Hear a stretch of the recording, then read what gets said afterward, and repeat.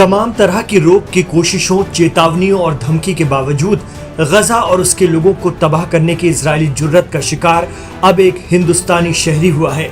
जी हां, इसराइल और हमास के दरमियान चल रही जंग के बीच ये पहला मौका है जब किसी इंडियन को अपनी जान गंवानी पड़ी है। साउथ गजा में इजरायली जारहियत के चलते साबिक इंडियन आर्मी ऑफिसर कर्नल वैभव काले की मौत हो गई। इसराइल की इस हरकत के बाद से हिंदुस्तान बेहद नाराज है और उसने फिक्र का इजहार किया है। कर्नल वैभव काले का जस्दे खाकी यानी शव भारत लाने की तैयारी की जा रही है। कर्नल वैभव के घर वाले बेहद गमजदा हैं। उन्हें यकीन ही नहीं हो रहा है कि रफा में कर्नल ने जामे शहादत हासिल कर लिया है। विश्वास ही नहीं कर सकते, अभी भी नहीं लगता है। उन्होंने चेहरा बराबर देखा नहीं है। वैभव ही है, वैभव जिंदा है, वैभव गया नहीं है। वैभव का चेहरा उन्होंने दिखाया तक नहीं है अभी तक। ऐसा लगता है कोई दूसरा ही आदमी होगा जिसको वैभव बोल के उन्होंने वैभव बोला है। लेकिन डिफेंस कभी गलती नहीं करती है, जो सच है वही सामने आता है, लेकिन मन तैयार नहीं है। वैभव हमसे गया ही नहीं है, वो हमारे इसमें ही है। कर्नल वैभव अनिल काले 46 साल के थे। वो 2 महीने पहले यूनाइटेड नेशंस के सिक्योरिटी महकमे UNDSS में सिक्योरिटी कोऑर्डिनेशन ऑफिसर बनाए गए थे। उन्होंने इंडियन आर्मी में 11 जम्मू कश्मीर राइफल्स में सर्विस दी थी। भारतीय फौज से 2022 में उन्होंने समय से पहले ही रिटायरमेंट ले लिया था। रिपोर्ट के मुताबिक कर्नल वैभव काले के घर पर बीवी और 2 बच्चे हैं। कर्नल वैभव काले 2004 में भारतीय सेना में शामिल हुए थे। 2009 से 2010 तक अक़वाम मुत्तहिदा यानी यूनाइटेड नेशंस में चीफ सिक्योरिटी ऑफिसर के तौर पर उन्होंने खिदमत दी। उन्होंने दिल्ली की जवाहरलाल नेहरू यूनिवर्सिटी से इंटरनेशनल ह्यूमन लॉ में ग्रेजुएशन किया था। उन्होंने लखनऊ और इंदौर के भारतीय प्रबंध संस्थान सहित दीगर इदारों से भी पढ़ाई की थी। सोमवार यानी मंडे 13 मई को UNDSS के अपने साथियों के साथ वो UN की गाड़ी में रफा में वाक़ई यूरोपियन हॉस्पिटल जा रहे थे, तभी इसराइल के हमले की चपेट में आ गए। इस हमले में एक दिगर शख्स भी शदीद तौर पर जख्मी हुआ है, जिनकी पहचान नहीं हो सकी है। बताया जा रहा है कि वो जॉर्डन की लेडी सिक्योरिटी ऑफिसर हैं। इस बीच संयुक्त राष्ट्र संघ यानी यूनाइटेड नेशंस ने अहम इंकशाफ किया है, जिससे साफ मालूम चलता है कि इसराइली फौज IDF की इसमें सीधी गलती है। अक़वाम मुत्तहिदा के तर्जुमान रोनाल्डो गोमेज ने कहा कि UN ने पहले ही इसराइल को बता दिया था कि उस इलाके में हमारे काफिलों का मूवमेंट हो सकता है। संयुक्त राष्ट्र के प्रवक्ता ने कहा कि UN ने इसराइली अथॉरिटीज को अपने काफिलों के मूवमेंट के बारे में बता दिया था। किसी भी मामले में ऐसा होता है, ये स्टैंडर्ड प्रोटोकॉल है। हमने बाकायदा इसराइली अथॉरिटीज को जानकारी दी थी।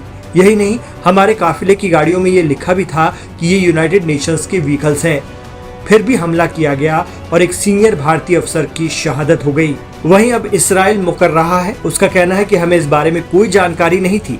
इसराइल की फौज ने बस इतना कहा कि हम इस मामले की जांच करेंगे। भारतीय अफसर कर्नल वैभव काले की मौत की संयुक्त राष्ट्र और अमेरिकी फॉरेन मिनिस्ट्री ने सख्त मजम्मत यानी निंदा की है और इसराइल को कटघरे में खड़ा किया है। वहीं न्यूयॉर्क में हिंदुस्तान के स्थायी मिशन ने भी कर्नल काले की मौत पर दुख जताया है। US स्टेट डिपार्टमेंट ने इजरायली हमले को लेकर कहा है कि जो हुआ है वो फिक्र का बाइस है। गजा में UN के वाहन पर हमला बेहद संजीदा मसला है। अमेरिकी तर्जुमान ने कहा कि UN के लोगों की सिक्योरिटी होनी चाहिए। ये लोग गजा में मुकीम लोगों की जिंदगी बचाने में लगे हुए हैं। हम इस घटना की पूरी जांच की मांग करते हैं। इस बीच यूनाइटेड नेशंस ने अपनी गाड़ी पर हुए हमले की जांच का फैसला किया है। भारतीय पूर्व सैन्य अफसर वैभव काले संयुक्त राष्ट्र संघ के सुरक्षा विंग में काम कर रहे थे। उनकी गाड़ी पर इसराइली हमला बताता है कि इसराइल रफा में किस हद तक बर्बरियत पर उतर आया है। रफा में अब इसराइल काफी अंदर तक घुस गया है। इसके चलते करीब 4.5 लाख लोग इलाके से भागने पर मजबूर हैं। गजा के बाद इसराइल रफा को तबाह करने पर आमादा है। इंसानियत की हिफाजत के लिए काम कर रहे गैर मुल्की लोगों को भी बख्शा नहीं जा रहा है। कर्नल वैभव काले की जान इस तरह जाना UN की पहली इंटरनेशनल कैजुअलिटी है। UN general secretary Antonio Guterres के नायब तर्जुमान फरहान हक ने इस सानहे के लिए भारत सरकार से माफी मांगी है। इसराइल ने रफा के यूरोपीय हॉस्पिटल की निगरानी करने वाले भारतीय हिफाजती एहलकार को निशाना बनाकर अपने गैर इंसानी रवैये का सबूत दिया है। बहुत 22 साल तक उन्होंने इन्फेंट्री में काम किया। उसके बाद में VRS लिया। VRS लेने के बाद वो बहुत अच्छे कंपनी में अच्छे हाई लेवल अफसर थे, लेकिन उनके दिल में जो है वो फील्ड वर्क हमेशा आखिरी तक उनके दिल में फील्ड वर्क था, तो वो टेबल जॉब नहीं कर पाए। बहुत, हालांकि बहुत अच्छे कंपनी में बहुत अच्छा जॉब था उनको, लेकिन वो टेबल वर्क कर ही नहीं पाए, इसलिए फिर उन्होंने यूएन में ज्वाइन हो गए वो defence security and safety department में। लेकिन उनका पहला ही पोस्टिंग गाजा में आ गया, और गाजा में आने के बाद हालांकि मैं बता सकता हूँ, मेरी जब गाजा निकल रहे थे, मैंने उनको व्हाट्सएप पे मैसेज किया था और उसमें आखिरी में लिखा था कि come with peace at Gaza. तो वो शायद गाजा में आजकल में पीस आ जाएगा, लेकिन भैया नहीं आए। मेरा आखिरी मैसेज वही था उनसे, आखिरी बार मैं वही उनको बोला था, come with peace at Gaza.